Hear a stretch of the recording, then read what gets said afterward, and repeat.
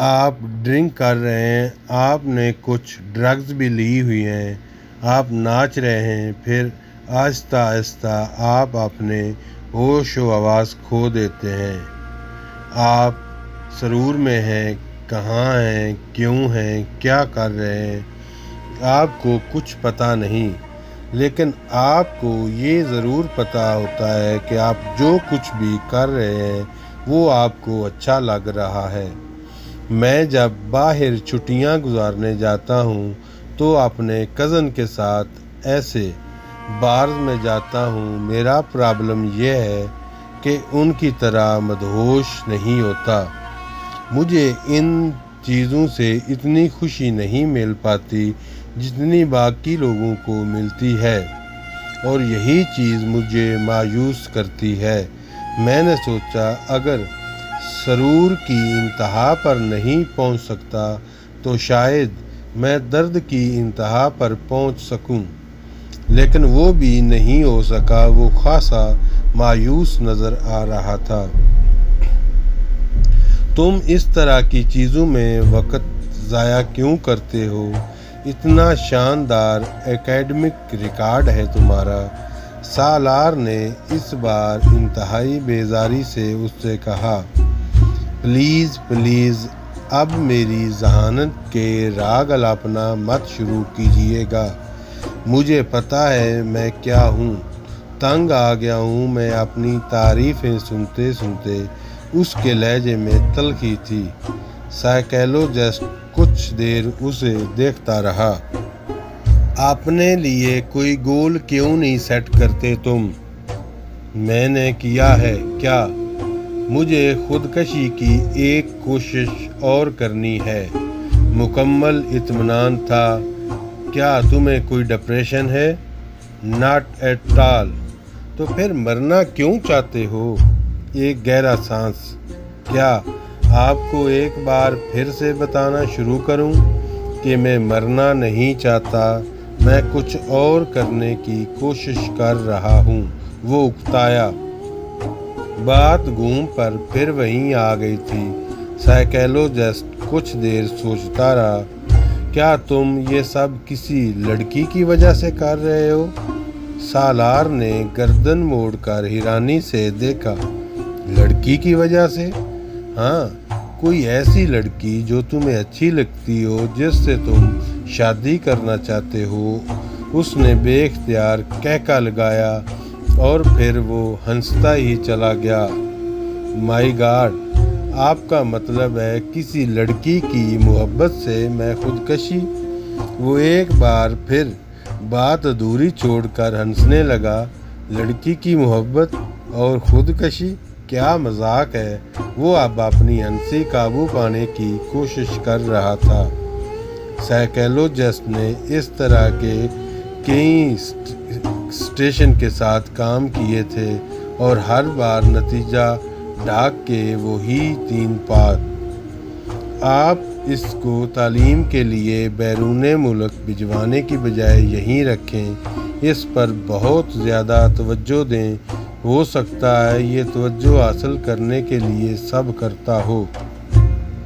اس نے کئی ماہ کے بعد سالار کے ماں باپ کو مشورہ دیا، جس کا نتیجہ یہ ہوا کہ اسے باہر بھجوانے کے بجائے اسلام آباد کے ایک ادارے میں ایڈمیشن دلوا دیا گیا۔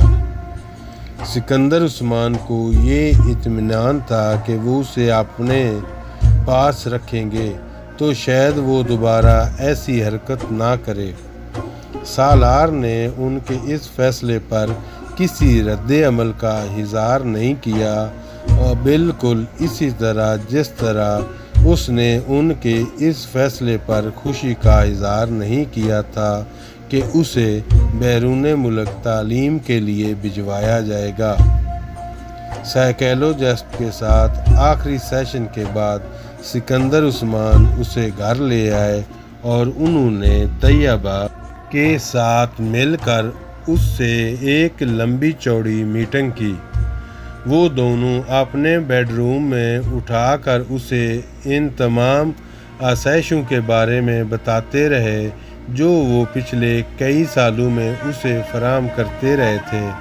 انہوں نے اس سے ان کی توقعات کے بارے میں بھی بتایا جو وہ اس سے رکھتے تھے۔ اسے ان سے محبت بھرے جذبات سے آگاہ بھی کیا گیا جو وہ اس کے لیے محسوس کرتے تھے۔ وہ بے تاثر چہرے کے ساتھ چیونگم چبانا، باپ کی بے چینی اور ماں کے آنسو دیکھتا رہا۔ گفتگو کے آخر میں سکندر عثمان نے تقریباً تنگ آ کر اس سے کہا، تمہیں کس چیز کی کمی ہے؟ کیا ہے جو تمہارے پاس نہیں ہے یا جو تمہیں چاہیے؟ مجھے بتاؤ۔ سالار سوچ میں پڑ گیا۔ Sports car. اگلے ہی لمحے اس نے کہا، ٹھیک ہے، میں تمہیں اسپورٹس کار باہر سے منگوا دیتا ہوں، مگر دوبارہ ایسی کوئی حرکت مت کرنا جو تم نے کی ہے۔ اوکے۔ سکندر عثمان کو کچھ اطمینان ہوا۔ سالار نے سر ہلا دیا۔ طیبہ سکندر نے ٹشو سے اپنے آنسو صاف کرتے ہوئے جیسے سکون کا سانس لیا۔ وہ کمرے سے چلا گیا تو سکندر عثمان نے سگار سلگاتے ہوئے ان سے کہا، طیبہ، تمہیں اس پر بہت توجہ دینی پڑے گی۔ اپنی کچھ ایکٹیویٹی کم کرو اور کوشش کرو کہ اس کے ساتھ روزانہ کچھ وقت گزار سکو۔ طیبہ نے سر ہلا دیا۔ وسیم نے امامہ کو دور سے ہی لان میں بیٹھے دیکھ لیا۔ وہ کانوں پر ہیڈ فون لگائے واک مین پر کچھ سن رہی تھی۔ وسیم دبے قدموں اس کی پشت کی جانب سے اس کے عقب میں گیا اور اس کے پاس جا کر اس نے یکدم امامہ کے کانوں سے ہیڈ فون کے تار کھینچ لیے۔ امامہ نے برق رفتاری سے واک مین کا سٹاپ کا بٹن دبایا تھا۔ کیا سنا جا رہا ہے یہاں اکیلے بیٹھے؟ وسیم نے بلند آواز میں کہتے ہوئے ہیڈ فون کو اپنے کانوں میں ٹھونس لیا، مگر تب تک امامہ کیسٹ بند کر چکی تھی۔ کرسی سے اٹھ کر کھڑے ہو کر اس نے ہیڈ فون کو اپنی طرف کھینچتے ہوئے وسیم سے کہا، بدتمیزی کی کوئی حد ہوتی ہے وسیم، بیہیو یور سیلف۔ اس کا چہرہ غصے سے سرخ ہو رہا تھا۔ وسیم نے ہیڈ فون کے سروں کو نہیں چھوڑا اور امامہ کے غصے کا اس پر کوئی اثر نہیں ہوا تھا۔ میں سننا چاہتا ہوں تم کیا سن رہی تھی؟ اس میں بدتمیزی والی کیا بات ہے؟ کیسٹ کو آن کرو۔ امامہ نے کچھ جھنجھلاتے ہوئے ہیڈ فون کو واک مین سے الگ کر دیا۔ میں تمہارے سننے کے لیے ایک واک مین لے کر یہاں نہیں بیٹھی، دفع ہو جاؤ اور یہ ہیڈ فون لے کر۔ وہ ایک بار پھر اپنی کرسی پر بیٹھ گئی۔ اس نے واک مین کو بڑی مضبوطی کے ساتھ اپنے ہاتھ میں جکڑا ہوا تھا۔ وسیم کو لگا جیسے وہ کچھ گھبرائی ہوئی ہے، مگر وہ گھبرائے گی کیوں؟ وسیم نے سوچا اور اس خیال کو ذہن سے جھٹکتے ہوئے سامنے والی کرسی پر جا کر بیٹھ گیا۔ ہیڈ فون کو اس نے میز پر رکھ دیا۔ یہ لو، اپنا غصہ ختم کرو، واپس کر رہا ہوں میں، تم سنو جو بھی سن رہی ہو۔ اس نے بڑے صلح جویانہ انداز میں ہاتھ اٹھاتے ہوئے کہا، نہیں، اب مجھے نہیں سننا کچھ، تم ہیڈ فون رکھو اپنے پاس۔ امامہ نے ہیڈ فون کی طرف ہاتھ نہیں بڑھایا۔ ویسے تم سن کیا رہی تھی؟ کیا سنا جا سکتا ہے؟ امامہ نے اسی کے انداز میں کہا۔ غزلیں سن رہی ہو گئی۔ وسیم نے خیال ظاہر کیا۔ تمہیں پتہ ہے وسیم، تم میں بہت ساری عادتیں بوڑھی عورتوں والی ہیں، مثلاً بال کی کھال اتارنا اور دوسروں کی جاسوسی کرتے پھرنا اور شرمندہ بھی نہ ہونا، اور تمہیں یہ پتہ ہے کہ تم آہستہ آہستہ کتنی خود غرض ہوتی جا رہی ہو۔ وسیم نے ترکی باترکی جواب دیتے ہوئے کہا۔ امامہ نے اس کی بات پر برا نہیں مانا۔ اچھا، تمہیں پتہ چل گیا ہے کہ میں خود غرض ہوں؟ اس بار اس نے مسکراتے ہوئے کہا۔ حالانکہ تم جتنے بے وقوف ہو یہ میں سوچ بھی نہیں سکتی کہ یہ تم نتیجہ اخذ کر لو گے۔ تم اگر مجھے شرمندہ کرنے کی کوشش کر رہی ہو تو مت کرو، میں شرمندہ نہیں ہوں گا، وسیم نے ڈٹائی کا مظاہرہ کرتے ہوئے کہا۔ پھر بھی ایسے کاموں کی کوشش تو ہر ایک پر فرض ہوتی ہے۔ آج تمہاری کچھ زیادہ زبان نہیں چل رہی؟ وسیم نے اسے غور سے دیکھتے ہوئے کہا۔ ہو سکتا ہے، ہو سکتا نہیں، ایسا ہی ہے۔ چلو اچھا ہے، وہ چپ شاہ کا روزہ تو توڑ دیا ہے تم نے، جو اسلام آباد آنے پر تم رکھ لیتی ہو۔ امامہ نے غور سے وسیم کو دیکھا۔ کون سا چپ شاہ کا روزہ؟ تم جب لاہور گئی ہو تو خاصی بدل گئی ہو۔ مجھ پر اسٹڈیز کا بہت بوجھ ہے۔ سب پر ہوتا ہے امامہ، مگر کوئی بھی اسٹڈیز کو اتنا سر پر سوار نہیں کرتا۔ وسیم نے اس کی بات کاٹتے ہوئے کہا۔ چھوڑو اس فضول بحث کو، یہ بتاؤ تم آج کل کیا کر رہے ہو؟ عیش؟ وہ اسی طرح کرسی جلاتا رہا۔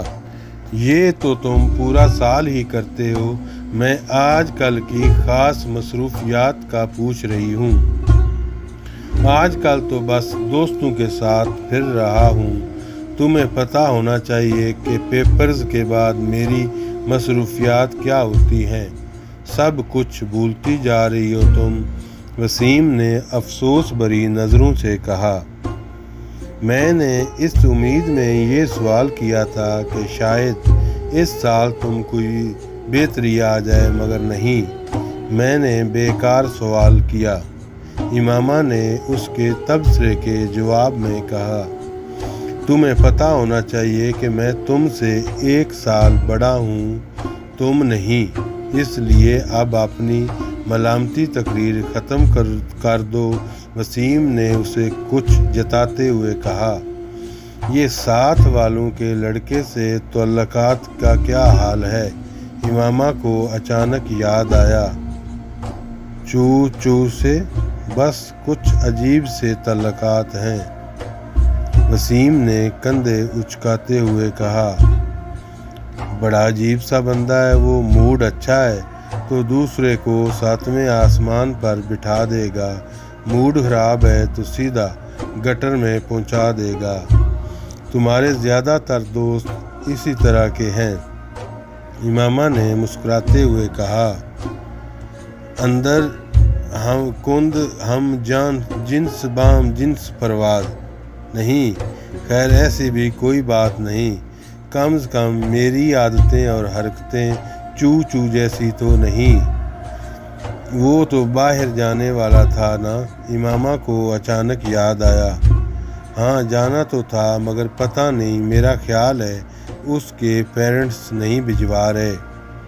حلیہ بڑا عجیب سا ہوتا ہے اس کا، مجھے بعض دفعہ لگتا ہے کہ یوں کہ کسی قبیلے سے کسی نہ کسی طرح اس کا تعلق ہوگا یا آئندہ ہو جائے گا۔ تم نے دیکھا ہے اسے؟ کل میں باہر سے آ رہی تھی تو دیکھا تھا، وہ بھی اس وقت باہر نکل رہا تھا کہ کوئی لڑکی بھی تھی اس کے ساتھ۔ لڑکی؟ جینز وغیرہ پہنی ہوئی تھی اس نے؟ وسیم نے اچانک دلچسپی لیتے ہوئے کہا۔ ہاں، مشروم کٹ بالوں والی، فیر سی۔ عرصہ؟ وسیم چٹکی بجاتے ہوئے مسکرایا۔ اس کی گرل فرینڈ ہے۔ پچھلی دفعہ تو تم کسی اور کا نام لے رہے تھے، امامہ نے اسے گھورا۔ پچھلی دفعہ کب؟ وسیم سوچ میں پڑ گیا۔ 7-8 ماہ پہلے شاید تم نے اس کی گرل فرینڈ کی بات ہوئی تھی۔ ہاں، تب شیبہ تھی، اب پتہ نہیں وہ کہاں ہے۔ اس بار تو گاڑی کے پچھلے شیشے پر اس نے اپنے موبائل کا نمبر بھی پینٹ کروا دیا تھا۔ امامہ ایک موبائل نمبر دہراتے ہوئے ہنسی، تمہیں یاد ہے؟ وسیم بھی ہنسا۔